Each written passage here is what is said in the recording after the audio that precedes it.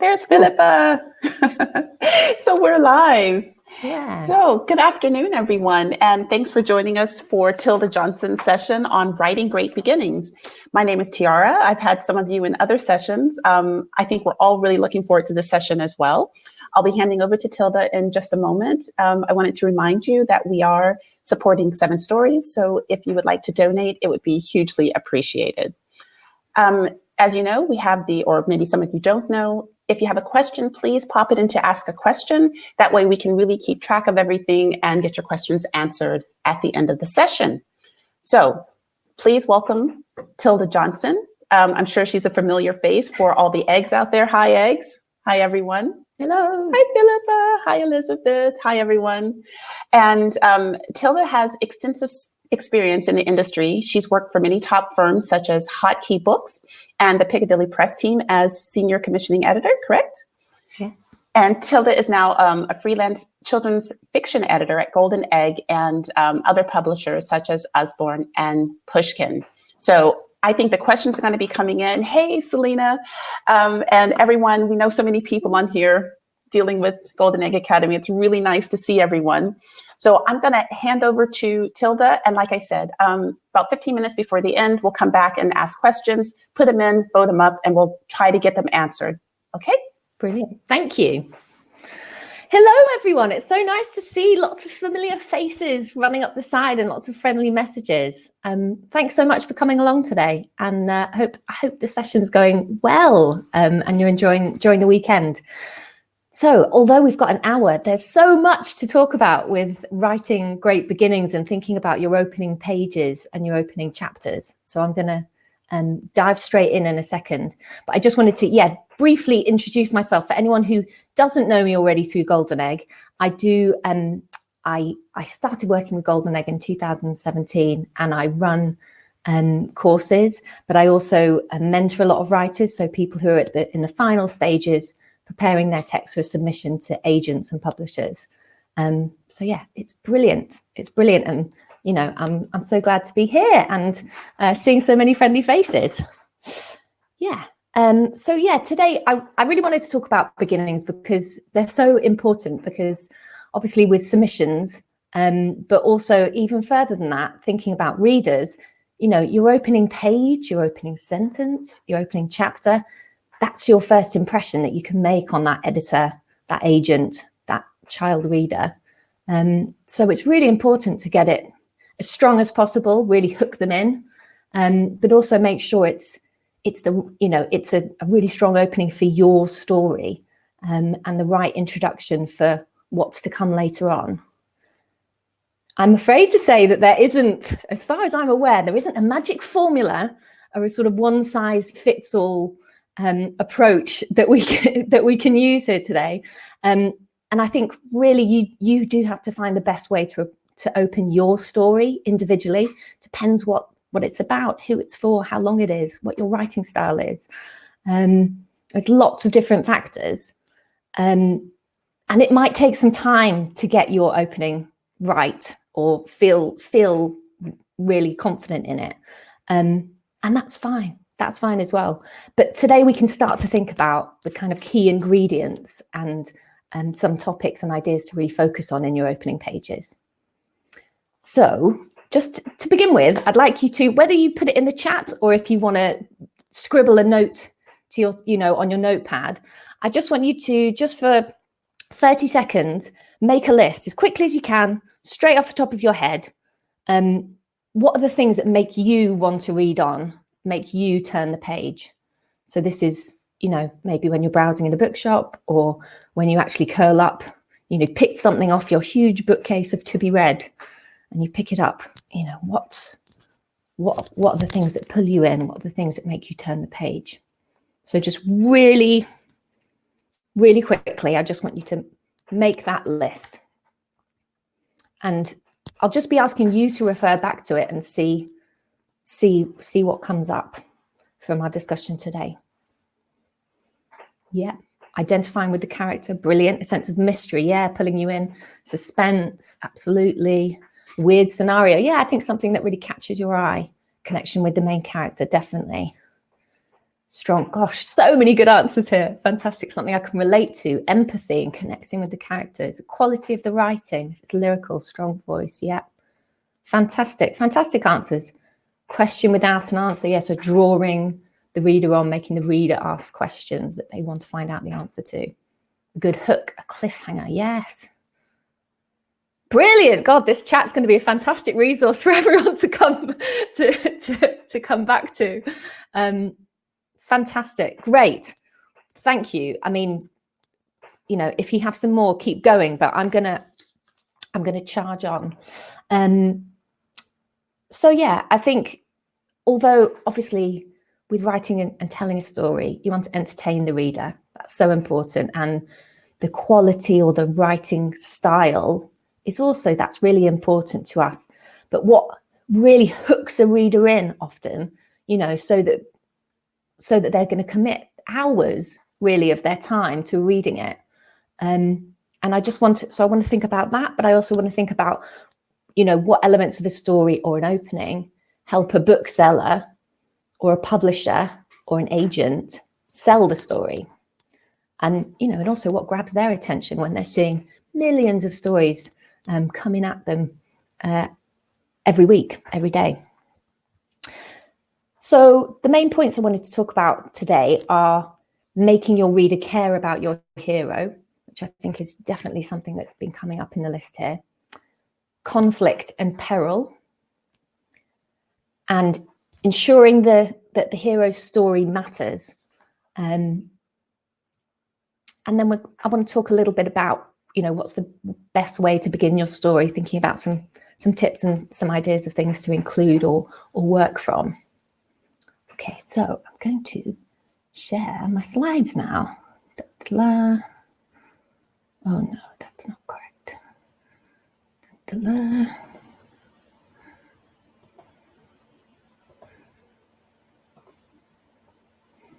Hello. Great. So the first point there, making your reader care about your MC, your main character or your hero. So some of the key points I wanted to kind of highlight here are making their voice, their point of view and their priorities clear from page one. Okay, so you're pulling the reader right into their shoes so that we can hear their voice, the way they're thinking and what's at the, you know, forefront of their mind.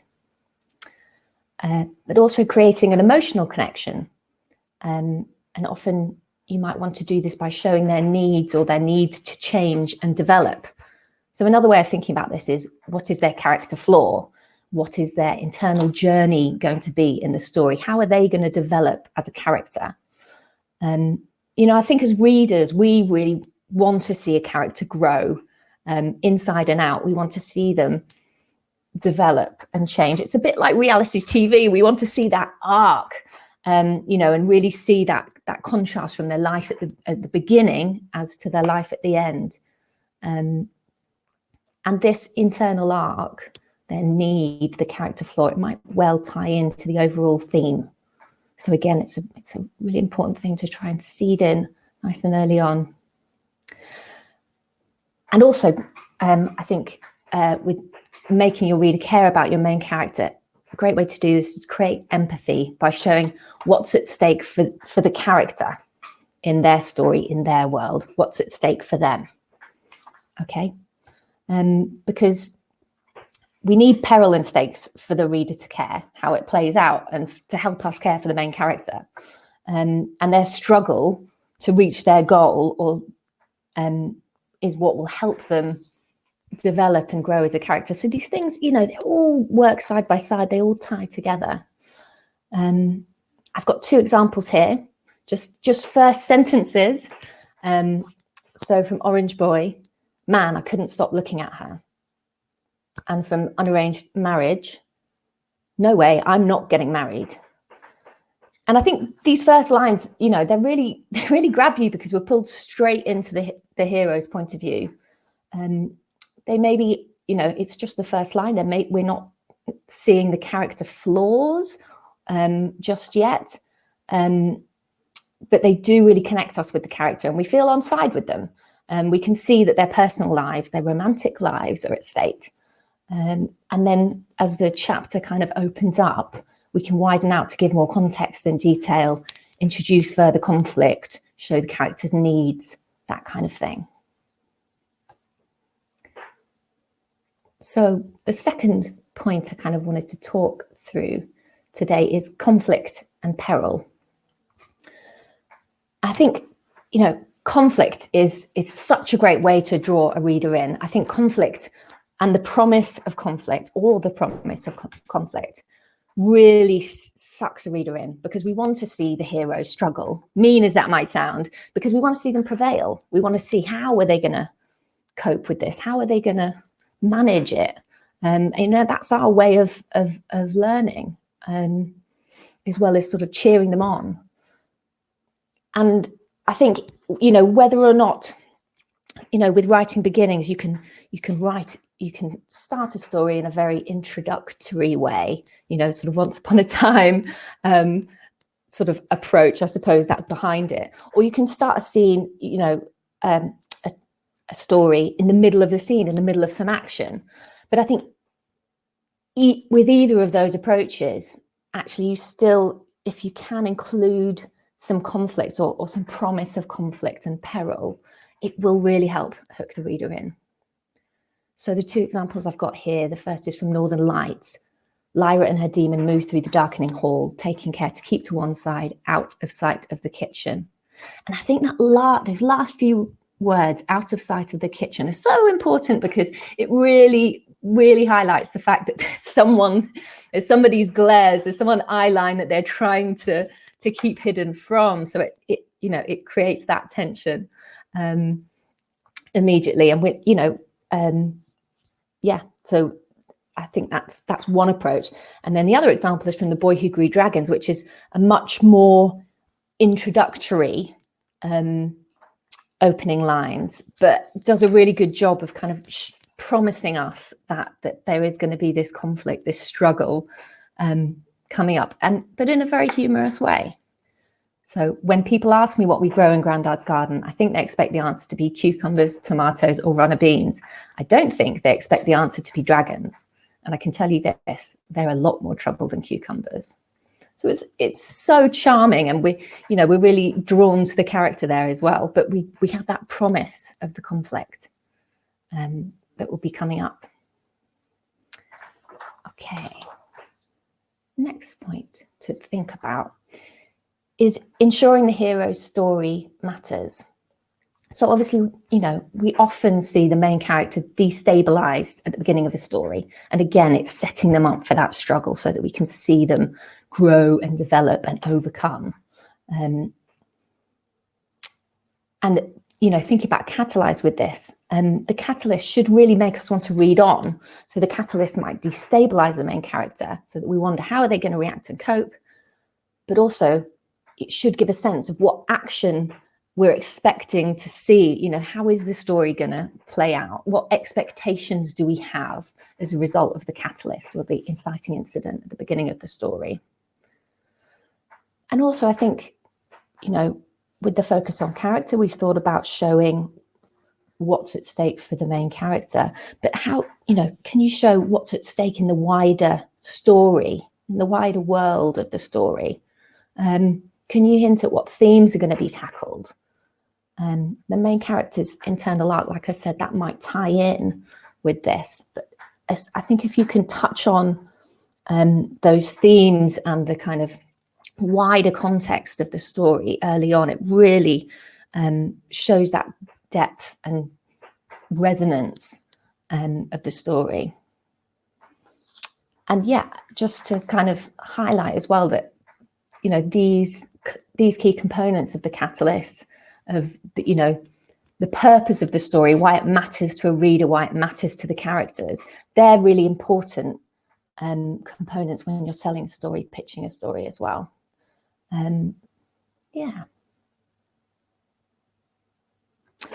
So I just wanted to, in fact, I'm just going to stop sharing for a second. Great, I can see your chat again now, fab. So I just wanted you to spend literally just just have a minute or so, but just thinking about it can be a book you've read, a TV show you've watched, film you've watched, but a story that you've really engaged with recently or that you know really well. What was the catalyst? What destabilized the main character at the beginning of the story? So what happened to really put them on the back foot? And this catalyst, did it make you want to read on or to keep watching? You might also think about what expectations you had of the story as a result of this catalyst, this destabilizing event at the beginning of the story. Okay. So whether or not, again, as before, if you want to share thoughts in the chat, fantastic. I'll try and read them as they come out. But you know, also by all means, make notes to yourself in your notepad, and it might be useful to look at them later again.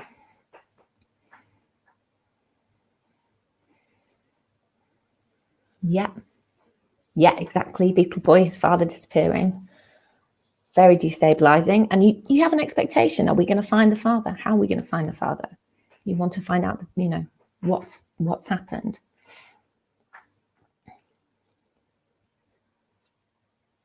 Yeah, brilliant. Yes, the Orphans of the Tide's very striking opening, isn't it? I think that's definitely a case of a really arresting scene that catches your attention, and you know, you're really intrigued to read on and see what else is going to happen. Yeah, fab.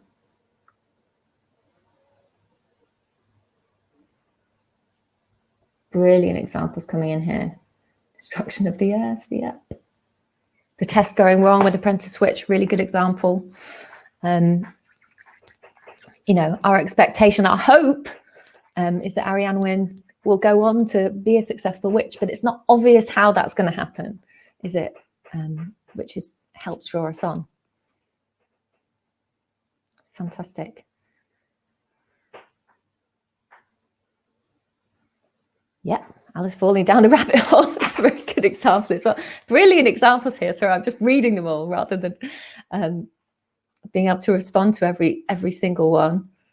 Yeah, but so quite often, you know, there might be, it's a significant change, whether that's a change in the, you know, their family setup, or it's a change in location. There's lots of different catalysts and kind of changes you can make in the world of the character, or to destabilize that character.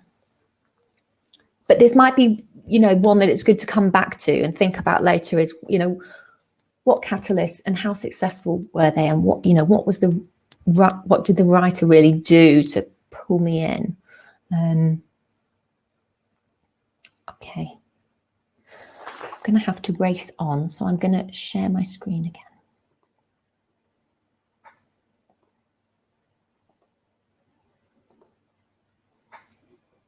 Okay.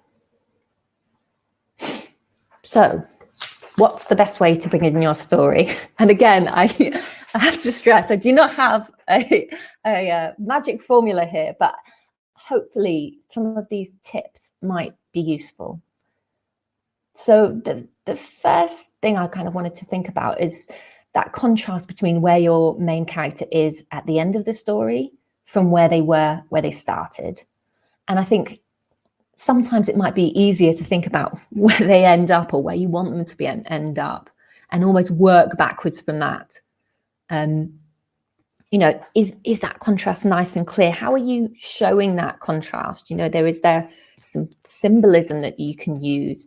Is there a particular action that they are doing, or a particular scene they're in, a role they are playing at the beginning that then is changed significantly by the end, or vice versa? You know, I think sometimes kind of really thinking about that sort of opening shot, that closing shot, how do they, you know, do they create a clear picture? Do they resonate and work together? Yeah. Also, I think, you know, using any key elements of your story or your story world to give clues of what's to come. I think as much as you can kind of hint and set the scene for the story to come, the more you're going to entice your reader. We don't want to tell them everything that's going to happen, but just intimate it often through detail. But also, is there a key idea in the story or a key element of the world building, like with demons in Northern Lights? We have the mention of Lyra and her demon right at the front there. If there's an element like that which really defines the story or is going to become really important to it, can you refer to this in the first scene or even in the first lines? And think about, what does it tell us about the world? How? What are the clues that you're giving to what type of story this is going to be? What details or actions are going to infer this information to the reader? So not telling them, but inferring it, showing, show, don't tell. Everyone from Golden Egg will know exactly what what I'm talking about with that, and all the sort of usual exercises and ways we can think about approaching show, don't tell. Setting the tone again. So I think it's this is again, it's about giving the reader an idea of the story to come. Is it a humorous story? Is it going to be very character driven? Is it chilling? Is it thriller? Can you kind of set that tone right up front? And then of course, we have to carry that through the story. But just so the reader knows what to expect and they can kind of look forward to it. And yeah, just a reminder that, of course, every word counts. As much as you can intrigue your reader, and often like I said, using detail is a really good way to do this. But think about even just some of the opening lines that we've shared so far, and I've got a few more coming up. How much just in a sentence can you tell the reader about the story to come, about the world, about what type of story it is, about the character? So yeah, every word counts. So do choose them carefully. Okay. Fab. Perfectly on time. Fantastic. Great. So next part of the talk today is that I wanted to share. I'm going to share. Sorry, I'm just losing my place a little bit. Oh yeah, sorry. I did want to keep showing my slides just for a little longer. Apologies.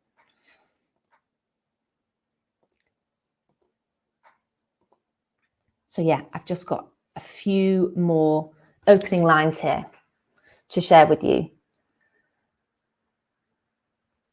The things that we've just been talking about, with making you care about the character, conflict and peril, making it clear why this story matters. Lots of those things that we've just been talking about with these opening sentences. Can you see? I mean, these second two, there's lots of promise of conflict, isn't there? And, we know there's going to be lots of kind of life and death, lots of struggle, lots of action. And I think Charlotte's Web has got a real sort of sense of foreboding there, and actually really kind of sets up the whole premise of the story so well. Got a few more here. The one from, I think a lot of these three particularly, I think, are great at kind of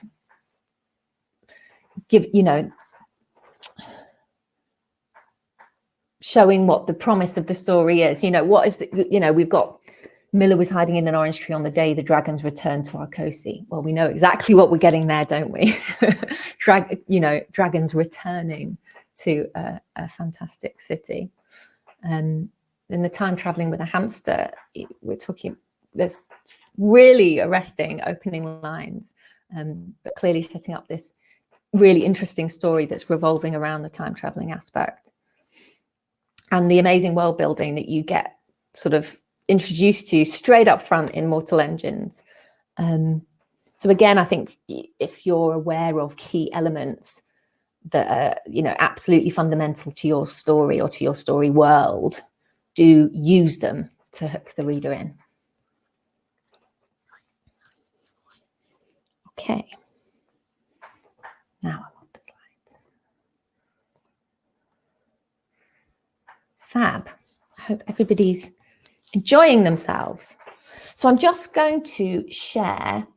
I've got three different, if we have time for all three, I've got a few different opening pages that I'd like us all to read and think about, and then we'll discuss briefly afterwards. So I'm just going to pop in the chat a link for the first one. Okay, one moment.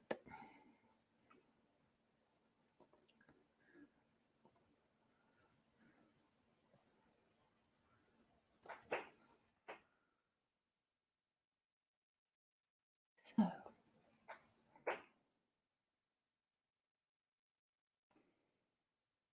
there we go.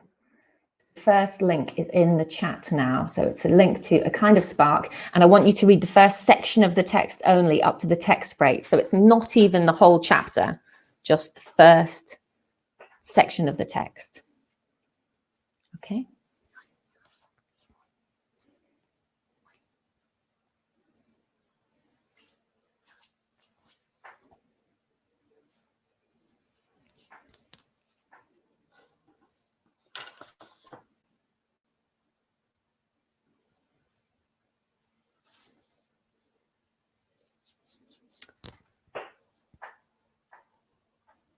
Thanks, Kathy.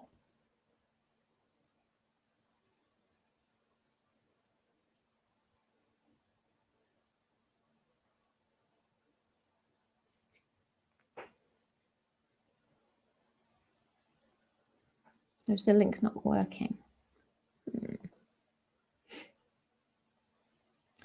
I think it just takes a moment to load the page, and then that little look inside feature pops up, and then you can click on and open the first pages.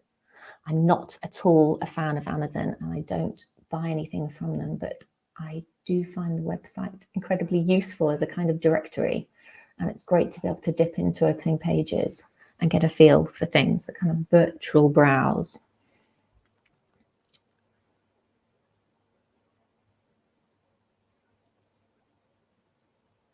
Yes, sorry if it wasn't clear. You please use the look inside feature to open up the pages. Yeah, there's a lot said in a short amount of words, isn't there?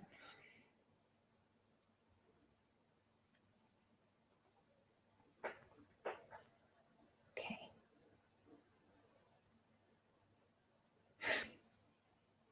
I'm going to just show you on my screen how to open up the link.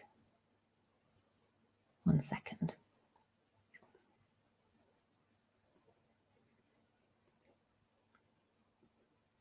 Okay, so this is where the link takes you, and then you click on the look inside feature, and here you go. You can just read on. Okay, so I'm going to stop sharing. If you could give a little wave in the chat when you finished reading, that'd be fantastic. And I know some of you already have read, so thank you for that. Yeah, it's a very emotional start, isn't it? Oh, I'm sorry, Sarita, about the look inside feature not working. I wonder, I'm sure it may work on a different Amazon. Anyway, great. Okay, lots of people have read. Fab, brilliant. So my first question is, was Addie's point of view clear straight away?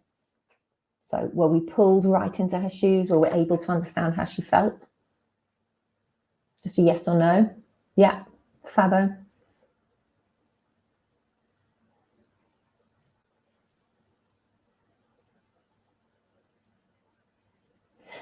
Just to quickly say, if you're struggling to read the sample on that particular link, you should be able to find the look inside feature from various other book retailers. Amazon will definitely have it if you can get an Amazon browser open elsewhere. Yes, the first person does really help to pull us in. But yeah, I think it's a fantastic way of pulling us in. And yeah, lots of people, you know, will have felt that they've been unfairly dealt with at school and be able to empathise, even if they haven't been bullied to this extreme by a teacher. Why did you empathise with Addie so quickly? I'd love to see some answers that come up to that in the chat. But yeah, some notes from me. I think, you know, we empathise immediately with this character because they're bullied. They're clearly misunderstood. And Addie's embarrassed. She has tears in her eyes. So the writer is immediately showing us her feelings and her emotions. Her paper being torn up is quite shocking because I think as a reader, we know that that's not how a teacher should behave in any situation. And so because this is so unjust, we immediately care and we kind of jump to her defense. And we actually also, in these early lines, we start to see Addie's flaw and her struggle. You know, she mentions it herself. She struggles to explain things for herself, to stand up for herself. She's relying on her sister for that in lots of places. And so immediately that set up, as a reader, we're hoping, actually, is this a way that she's going to be able to develop and grow as a character? And it is. It absolutely is. So I think, you know, it's really impressive opening, and there's so much about character in there, but because it's such an unjust scene, we all, you know, can relate to that and be pulled on side. Fab. Okay, second example.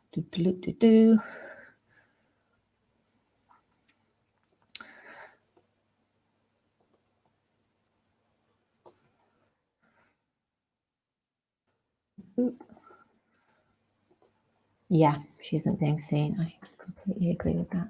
Okay, so the second link is in the chat now. So this is to the opening pages of Neverwhere by Neil Gaiman. And I don't want you to read, there's a long author introduction. Do not read that now.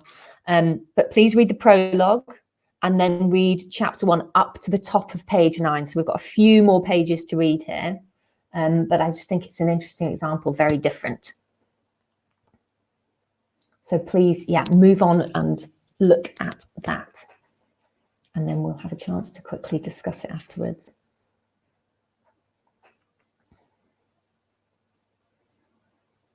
Yeah, I agree with you, Lucy Carmen. We can see that the teacher is completely missing the point with Addie, the main character, but we're on her shoulder, aren't we? So yeah. Yeah, and I think that's a really important point, Kathy, that the author has written this from her own experience, and I'm sure that's part of the reason that it's so successfully done. Yeah, favorite book. Yes, that use of word diminished. Again, fantastic example of, you know, every word counts, using one word to really show so much of what the character's feeling.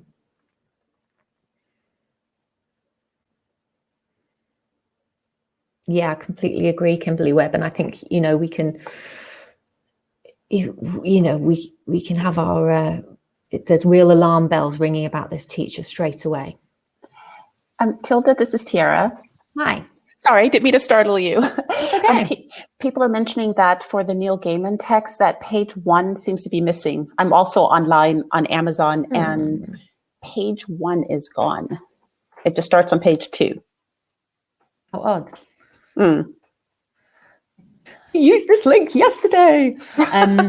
Okay, so can you not see the prologue? We can see the prologue. Yeah, introduction to this text. Missing randomly. Exactly, just random page 1 is gone. Okay. I think we might just have to style it out. And someone says I see page 1. Oh, okay. Scroll down. My page 2 starts off with the word umbrella. Yes. So the prologue is page 1. Okay. And then that continues. Prologue continues until his signature, correct? The prologue continues until page 5, but I'm asking people to read on until the top of page 9. So we have the prologue and then chapter 1. Okay, brilliant. Okay, thank you for the clarification. Sorry, I hope everybody can get to it easily.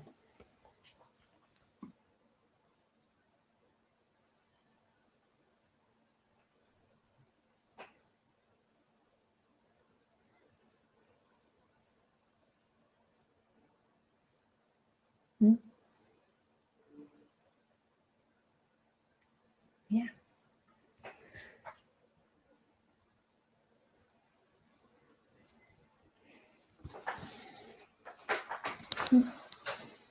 Yeah, there's lots of bump at the beginning, so you just have to scroll past it. But if you hit the rats, that's when you want to start reading.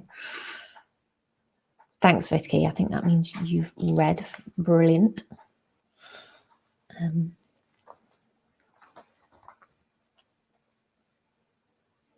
Yeah, they're brilliant villains, aren't they, Pete? I couldn't agree more. You know, I think talk about villains that you kind of love to hate and are completely sort of slightly spellbound by almost. They've got so much personality. They're really entertaining. Yeah. Yes, I'd watch out for doors if I was you. I love those little, there's some brilliant little references. Yes, I agree. The prologue's introducing Richard because he's the main character, so we know he's the main character. Okay, we're going to be with him, but then we kind of get into the more juicy.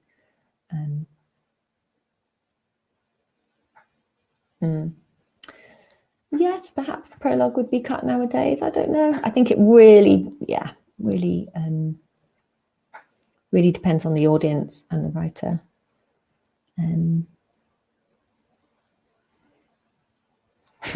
Yeah, it's fantastic, isn't it?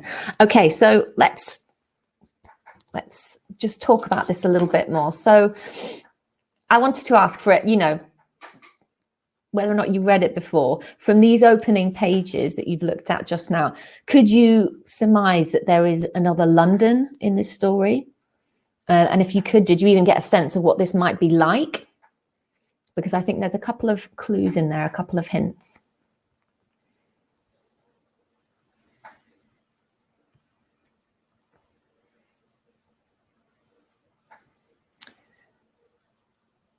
Yes, yeah. Okay. How about, did the author create a sense of foreboding? Because I think this is something he...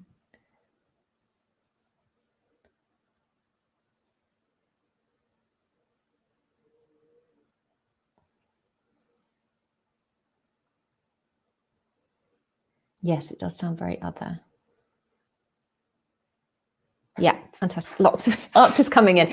Yeah, so I think, you know, I think the writer here does a fantastic job of hinting at the conflict and the peril to come, hints at the other London, as well as the literal idea of an Oxford circus, as well as all the danger to come through these wonderful villains and wicked knives and all the rest of it. It's great that we meet the villains up front, obviously lots of promise of conflict there.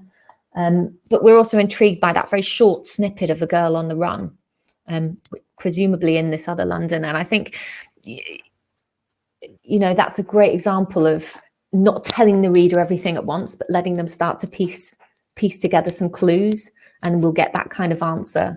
You know, where there was your guesswork right, you'll find that out a little bit later on. We don't need to have everything kind of confirmed to us straight away. And I think it's a really good example of creating intrigue, because we have these 3 different storylines set up very quickly. And so immediately, you know, you're wondering how are they going to come together, and probably assuming that maybe it's not going to be a positive experience for Richard. You might even start already feeling worried for him. But yeah, so I think, you know, just the fact of having those 3 threads introduced very quickly creates a lot of intrigue and interest for the reader to read on. Fab. We don't have time to look at the third example, but I just wanted to, I'll just sum up quickly and then maybe we can move to the Q&A. But something I just wanted to talk about or just mention really was in terms of writing your beginning or working on and finalizing your beginning. Actually, this might, this might be something that actually you want to come back and think about and really work on later on in the process once you've got the story really firmed up in your mind. Every word counts to your as a reader. As a reader, you're sort of reading clues and taking meaning from every single word that's there. And so much can be inferred from the first line, the first page, the first chapter. But it is difficult to write a good first chapter without knowing your story really well. So lots of clues need to be seeded in order to set up our expectations of the story to come and the ending. So you might find that actually, finalizing and strengthening and polishing your chapter is something that your first chapter or your opening chapters is something that you come back to later on in the process once you really solidified how your story is going to pan out and develop. And just to kind of summarize really, I think some things that I'd really recommend you kind of consciously thinking about and working on in your openings of your stories, whether that's the opening line, the opening scene, the opening chapters, making your reader care about your hero. So, thinking about their internal setup, their challenges, their development, what's at stake for them, their voice, their point of view. Making their story matter, so thinking about the wider stakes, the themes, why their story within the context of their story world matters. Conflict and peril, using conflict and peril or the promise of them to really hook the reader in. And thinking about some of those sort of ingredients that we talked about earlier. And remembering every word counts. Think about those one-liners and your reaction to them. Thinking about those short extracts of the first chapters and your reaction to them.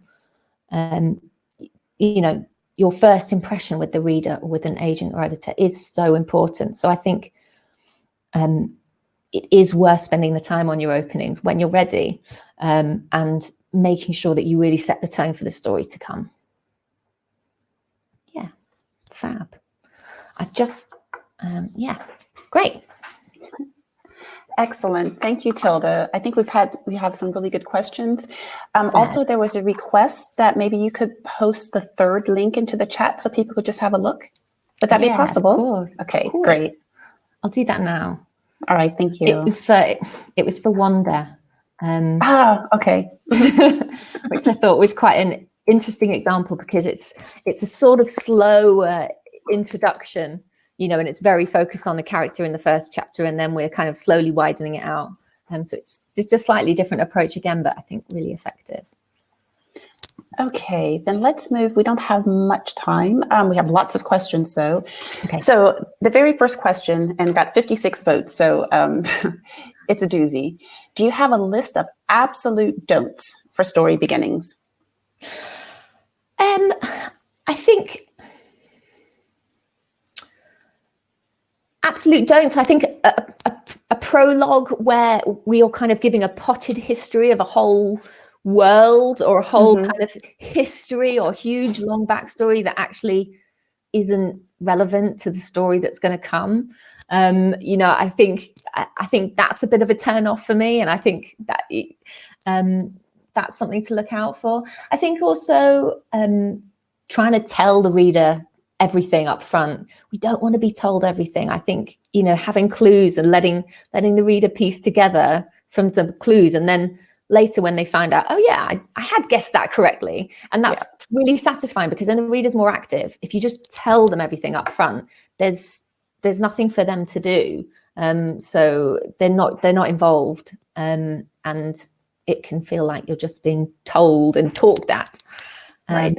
So yeah, I think those would probably be two of my you know, bigger things. Also, I think with prologues, you know, if you, it's quite a personal taste. Some people really don't like prologues. Some readers won't read prologues.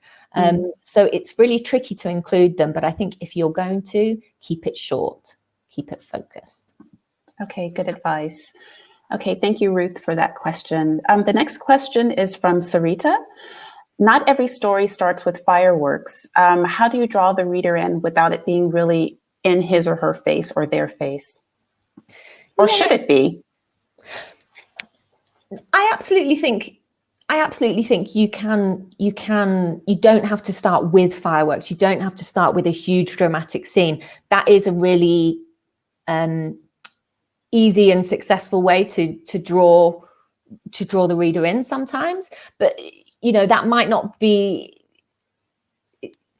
the best way to draw us slowly into the story. It depends what the kind of the focus and the importance of the story is. So like with Wanda, we really, like I said, with that first kind of page or so section, it's just Oggy introducing us to him and the fact that he has this facial disfigurement, and as a result he's had very difficult, limited friendships, and it's a really powerful opening section because we emotionally connect with him, and actually that's the most important thing for that story, which is so about his experience and so about our connection with him. So I think you don't have to start with fireworks, but I think connecting with the main character, you know, that's another really good way to pull us in.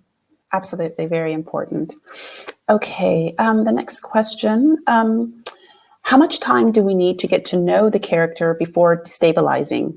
Or can it be line one? It can be line one. It can be line one, definitely.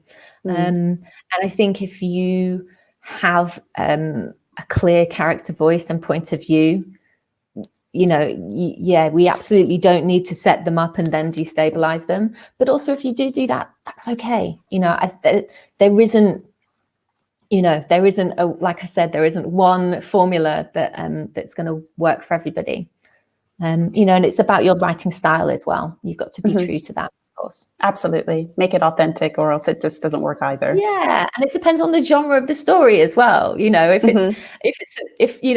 was, you know, thinking of films, if it's a James Bond versus sort of, you know, a kind of English artsy independent film, you know, we would expect them to start differently because they're going to give us different things, right? It's, you know, that's a very coarse example, but useful, I hope.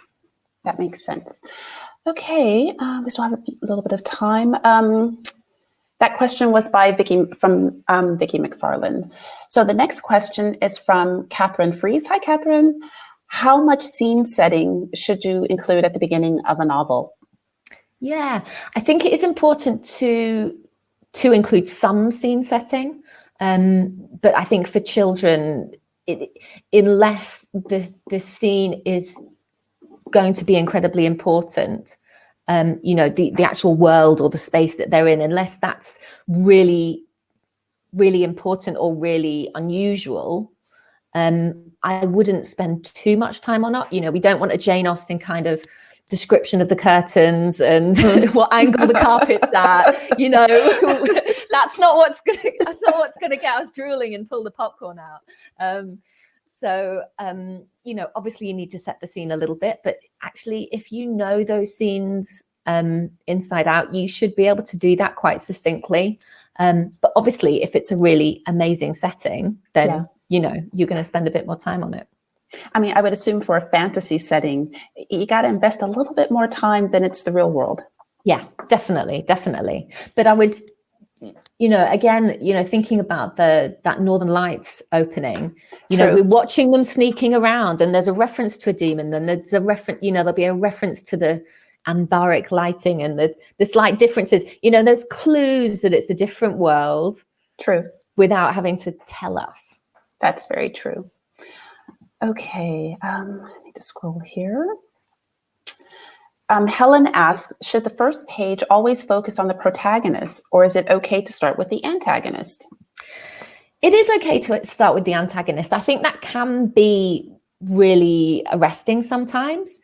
But again, that would be an example where I would, if you're going to do it, keep that really short and snappy so that we're getting to the main character. I think with children's literature, and probably kind of the younger you go, the more important it is to have that initial, really straight away connection with the main character. So I think in younger fiction, younger middle grade, actually we may want to think about always starting with the main character. But yeah, I think it can be, it's fun to have antagonist point of view sometimes, but keep them slim and punchy. Absolutely. Okay, moving right along. Marian Brown asks, what is your absolute favorite beginning to a novel? Your personal favorite? Ooh, I don't know. It's very hard. One that springs to mind is Candy Goulet's Tall Story, which starts on the tube, and the line is so many armpits, so little deodorant. And I just love it. And I love that it makes you laugh out loud. And that, and then she has the promise of that, Candy has amazing humor, and she does. It's not just, sometimes when I've seen submissions as an editor, you have a very polished opening line or opening chapter, and it's really exciting. And then you read on, and it's not even necessarily that those pages are more polished, but sometimes they don't really fit with actually what the story is going to be. And it's really disappointing. So I think, it's really about setting up the novel to come as well as making it really enticing. I think lots of people are going to go get Candy's book now. Yeah, I do. I have so many first lines that I wanted to share. I've got a whole other page of them. Tell us two more. Just come on. Just tell us two more. What have I got? I don't want to get them wrong, so I'll read. Oh, Wolf Hollow. The year I turned 12, I learned how to lie. I love that. Nice. And the Rooftopers. On the morning of its first birthday, a baby was found floating in a cello case in the middle of the English Channel. It tells you so much about the whole story. It does. It's just brilliant. It's just so offbeat and unexpected, and yeah, it's great. Oh, just a second. Candy Goulet. Yes. Yep, exactly. Thanks, Katie. Yep, everyone's got it. Philippa, Sue, perfect. Yeah. Okay, excellent. Let's get maybe a couple more questions in here. Favorite, we had that one. What makes a beginning stand out? Louise Nettleton asks. It could be different things, couldn't it? It could be something very unusual happening. As with the Strew and Murray that we were talking about earlier. Or it could be that voice, I think if it's, especially if it's like with the Tall Story example, it's the humor. So obviously a really interesting scene, something happening is very, I mean, it depends on the story, I would think. I think it's hard to be generic and say, this thing, humor, it might not fit to that story, but and every story has to work. Yeah, every story is going to have different strengths, right? So, I suppose it's knowing, maybe learning to be a little self-conscious of what your strengths are and what the kind of important things in your story are. If it was a very lyrical, literary story, then, that bringing that kind of poetic language in it's going to make a difference. If it's a story for younger children that's maybe going to be read aloud, thinking about the sound of it and the interaction involved in reading it aloud. Good advice. Very good. Okay, I'm sorry, I have to scroll here. How early should we hint at the antagonist and their motives? Ooh, as early as you can. Because I just think, that's what entices a reader. I think getting a sense of the antagonist, even if we don't actually see them, if we can sometimes it's thinking about, if you think of the antagonist and sort of the ripples that if we know what they're doing, they might be off stage, off the page. But if you, as the writer, the kind of director of this story, if you know what they're doing, then you should know actually how does that ripple out into the world. And then so I think it's just feeling those little ripples hit up against the hero. So it doesn't have to be the antagonist sort of striding in and, holding forth on page 1, exactly. But it's just building up to that, getting the sense that there is something out there. Okay, great. I think we have time for one last question. Let me scroll through really quickly.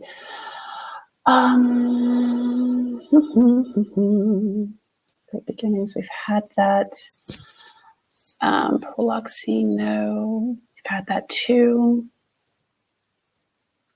Are openings changing these days? Are they more actiony and less setup? Yeah, I would agree with that. I feel like I'm seeing more stories being published that are starting with in the middle of that action scene or in the middle of I referred to Once Upon a Time earlier, and obviously, we don't write that way anymore, but with those sort of slower or more introductory openings, it's sort of that approach versus the plunk you in the middle of the scene and, give us the context later. Yes. But I really think, if you're writing a very action adventure story, then I would expect you to start with quite an action adventure opening. Makes probably. Sense. But if you're not writing that kind of story, then it might not be appropriate. But even still, I recently reread the first book of Harry Potter, and I was reading and reading and reading and reading. I got to chapter 3, I got to chapter 4, and I thought, oh my gosh, nothing's happened yet. I don't remember this. Got to chapter 5, got to chapter 6. I'm like, chapter 7? I mean, but back then it was fine. And now you've got Hunger Games and things like that, where it throws you into the action. And I was like, oh my gosh, it's so different now. Yeah. And, people's appetites and tastes do change, in the same way that I think we're seeing a tendency for children's novels to get shorter and shorter and punchier, and if they're getting shorter, they're gonna get punchier, and you might start with the action and have less of the explanation and setting detail, because you need to pick up the pace and get going really quickly. So I think our kind of reading tastes do change as part of cultural shifts. Not saying it's bad to have that slow burn, as they say, but I think it has changed really a lot. Yeah.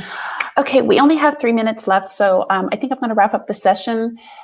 We've said in other sessions that questions, unfortunately, we couldn't answer all of the questions, but there is a possibility. I don't know if you have time, Tilda, or to go back in and try and get the questions answered right inside of the chat. Everyone has access to the replay. It's going to be on, as far as we know, forever until the site gets rid of it. So that's really good. Thank you so much, Tilda. This has been a really great session, a great way to end the day, except for Mother Goose coming up next to really end the day properly. And remember, everyone, if you can, donate to 7 Stories. And thank you for all your questions. And thank you so much to the Golden Egg Social Committee. Yeah, this has been an awesome day. Just raise the roof for them. Just so wonderful. All the eggs online. Mwah. Thank you so much, everyone. And it was lovely to see you. Yeah, thank you so much. And thanks to all the organisers for everyone's coming. Thank you, Tiara. And brilliant. Thanks. Cheers. Cheers. Bye. Bye.